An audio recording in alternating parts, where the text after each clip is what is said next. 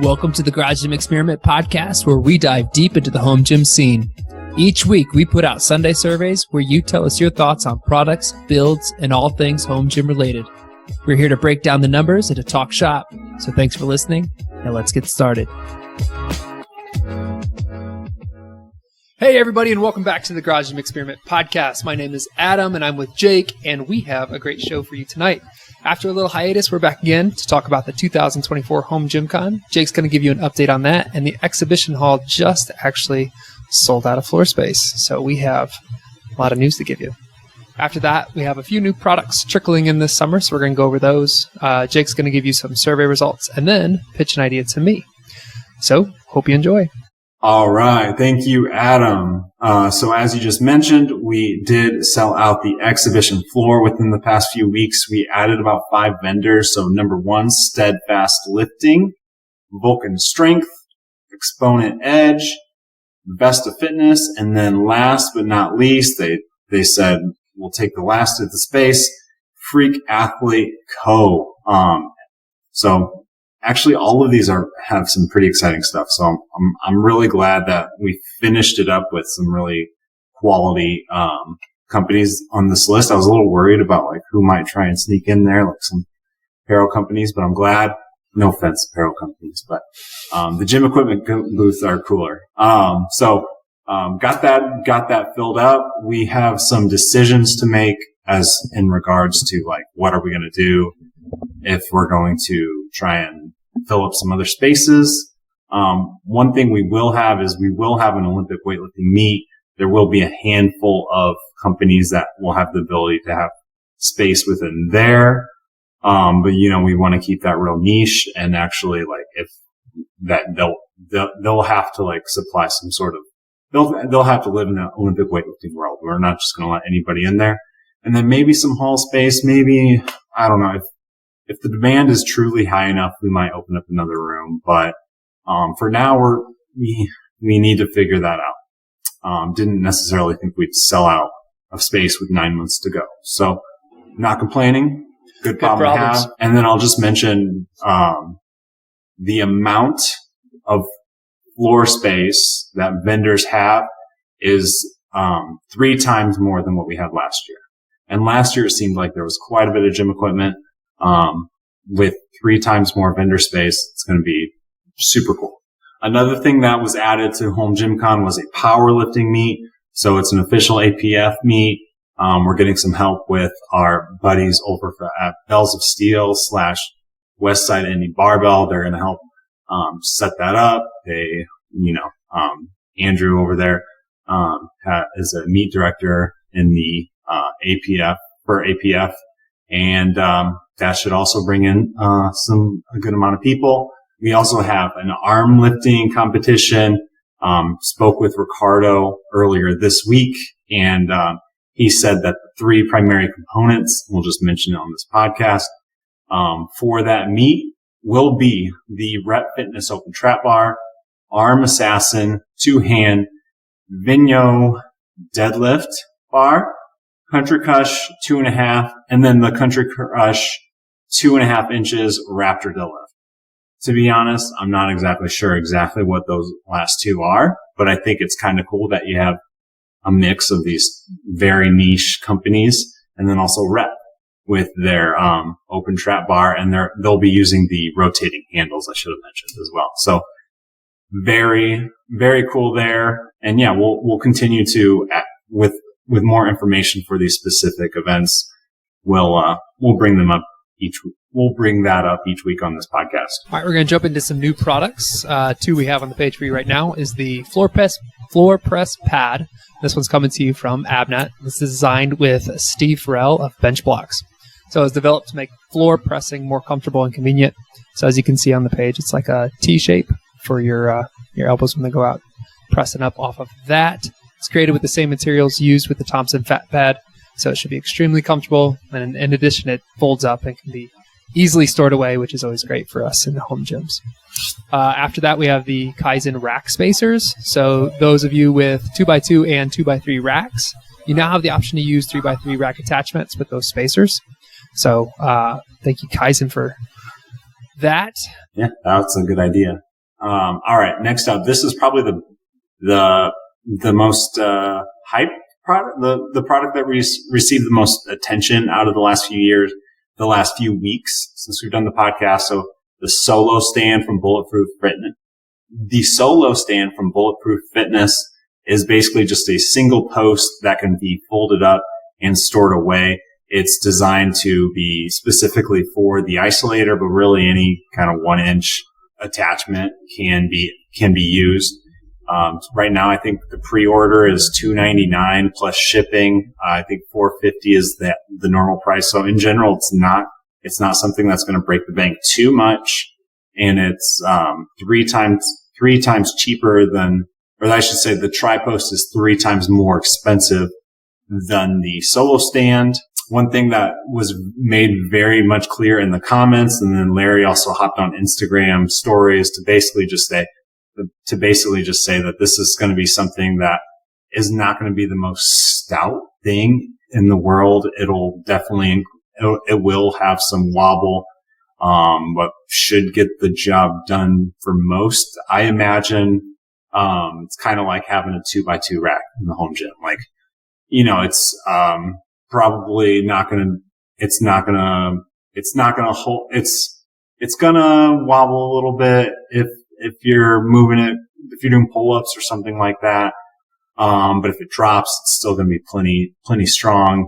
You're gonna be safe still, but it's gonna wobble. I mean, even on my isolator, I have it, connected to a 4-post rack, 3x3, and there's some like the rack moves a little bit when you're moving. So, I mean, I would definitely expect that to be the case for the Solo Stand as well. But in general, the fact that it folds up, shouldn't take up too much space, could be a cool option for anybody with the isolator. Or like, you want something for your dip stand or something, for a dip bar or some storage. Our last 2 products, we have the new magnetic clamp collars from Bells of Steel. So just your general collar, but magnetic. So that's cool to store on the rack or side of the plates as you're adding more weight and things like that. Just makes it more convenient. I really like the magnets in small attachments like this. So it's a good one. After that, we have the Holey Bar. So this is in combination of a basic T-bar attachment and the Gym Pin Light D handlebar. Kind of similar to our friend Darko's bar out there. This one looks straighter and maybe a little longer. I'm not sure. But it can be attached to any barbell or cable system. And then you can hang your handles off of it, off the holes it has there. Yeah, I think I don't know if it's longer, but it includes more holes. Gotcha. And it's cheaper. It's not made of like Darko's is like made in America, uses stainless steel. This is going to be more of just a basic metal, I believe. It's a cool option too. And then lastly, over the last few weeks, all right, and speaking of Darko, he released a product called the Duck. So this comes in 2 different options, a J anchor or double J anchor. This is something that you put on the uprights, to help store your bars or like maybe some attachments if possible. So, and likely you'd put that way at the top so you can just easily grab and lift, relatively similar to the barbell anchor. But those go on the actual cross members and would likely be somewhere in the middle of your rack, whereas these would be on the edges most likely. So, and I'll just add real quick that, I'm a big fan of my barbell anchor. Didn't necessarily think I'd like it as much as I do. I would have to say it's my favorite way to store barbells. Specifically, if I know I'm going to be lifting it within a power rack. So, I definitely suggest, looking at these. And then I'll also just mention before we move on to the next section that, well, we do a terrible job at this, but every week we have links for each of these products. Within the notes, if you want to check them out, go do that. It's an easy way. And then if you do buy through those, it does help support. So, you can help support that way. And then we've got some garage gym. I'm just going to turn this into a little quick sales pitch.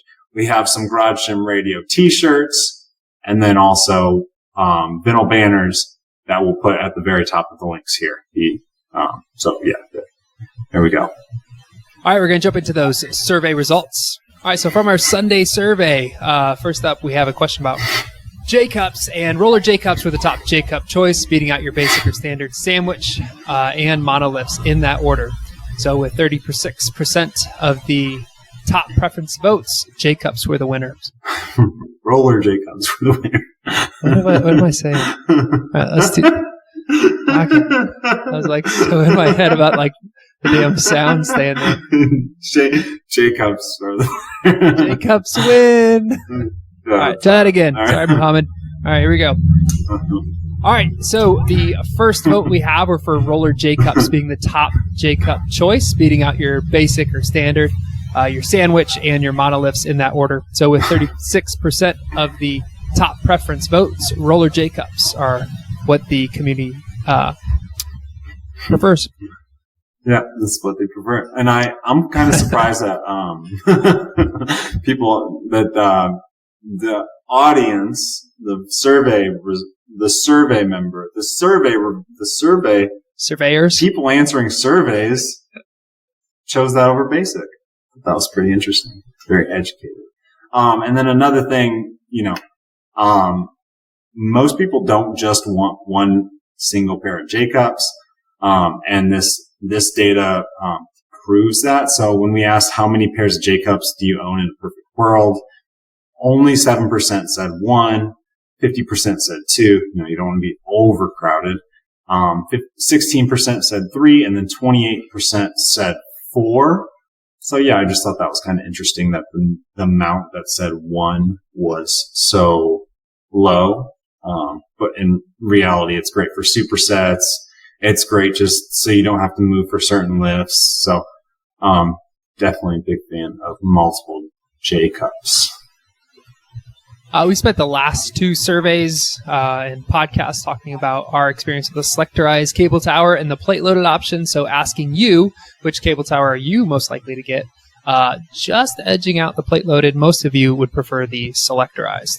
So the comparison there, 53% voted for the Sectorized cable tower, and then 47% voted for the plate-loaded cable tower. Right. And I think like this just shows you like, even though, and it was emphasized this question with price in mind. So like we discussed, like you can get 3 of these plate loaded ones for 1 Sectorized. And I think it just shows the importance of convenience during the workout. And I think we've seen that with this. We've seen a lot more people choose, adjustable dumbbell. They'd pay more for adjustable dumbbells. That are quicker, easier to use. And I think that's just a theme that we've definitely noticed a lot over the past few years. And lastly, I have a product idea. So here it is. So basically what I'm thinking is another seat, as opposed to like a bench or, a basic stationary, seat. So this one would be a portable seat. And I'm thinking specifically for something like rack mounted movements with leg rollers or bands. So we see a lot of people, we see a number of products like the isolator, the Stray Dog Goat.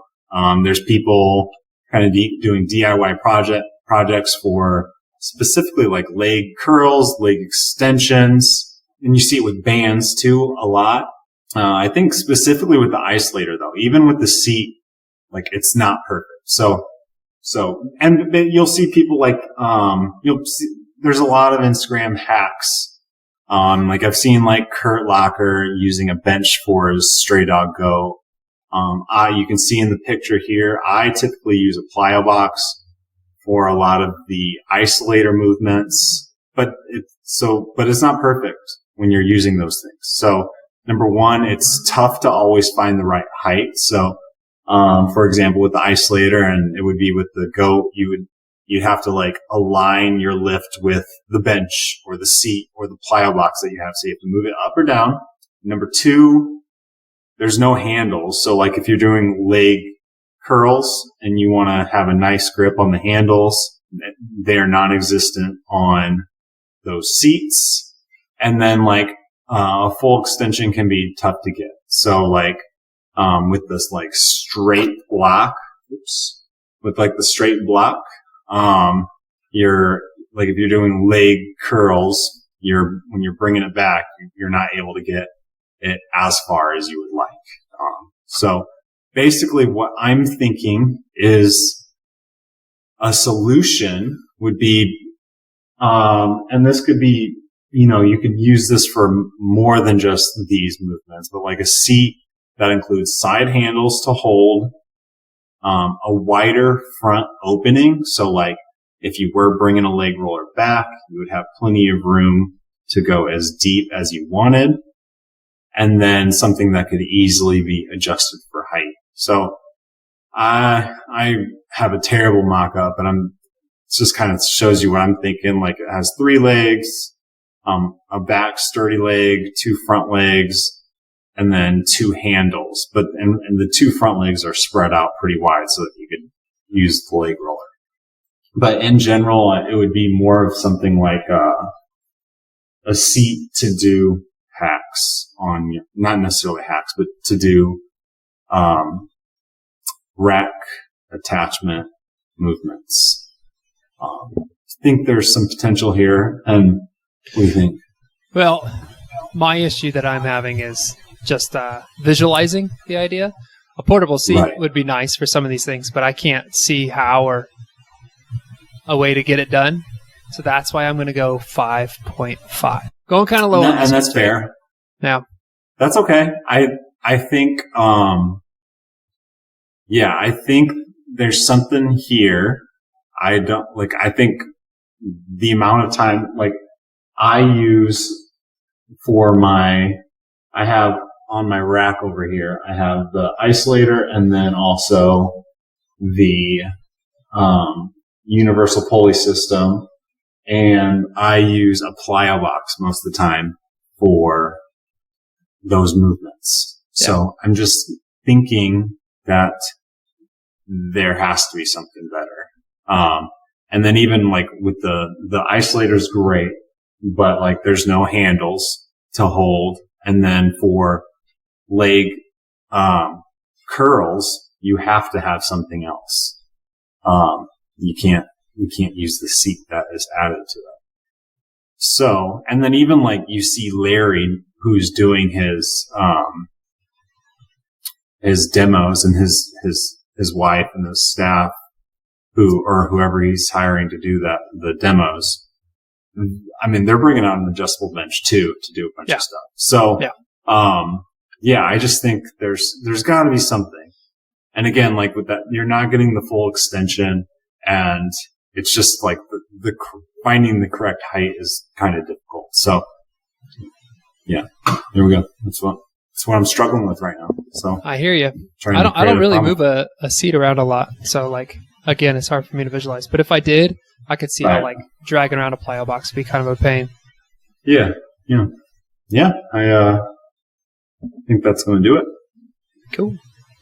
All right, well, did you like tonight's episode? Be sure to keep your eye out for new episode releases wherever you listen to podcasts. Stay involved on our social media sites by following Garage Gym Experiment and taking part in our Sunday surveys on Instagram so that you can be a part of these conversations.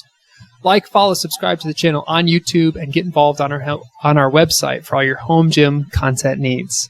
HomeGymCon coming up April 2024 with a filled up exhibition hall. So we want to see you out there. Visit HomeGymCon.com. Follow us on Instagram. Facebook, we're going to do some updating on that, but that'll be up and running as well. And we just hit our first price increase. We're going to hit our next one in, I don't know, a couple weeks, maybe a month. So buy those tickets while you can. Jake, got anything else? Like 3 months. 3 months. No, I'll just say that 3 months-ish. Probably. 3 months-ish. Still, buy your tickets now. And Say it. So I got nothing else. Oh, I was just going to say we raised the price of the premium ticket a little bit more than I thought we would, just because we have a decent amount already, and we're definitely going to have to cap it. So Specifically, if you want one of those premium tickets to go to those nice dinners with vendors, since we were able to get a lot more vendors. So those dinners need to be capped. We need to cap those ticket options. There's probably only going to be we're probably only going to let like 20, 30 more people buy those premium tickets. So you heard it here first. Yep. Get them now before they're gone. Okay. Cool. Thanks for listening. We'll catch you next time. See you guys.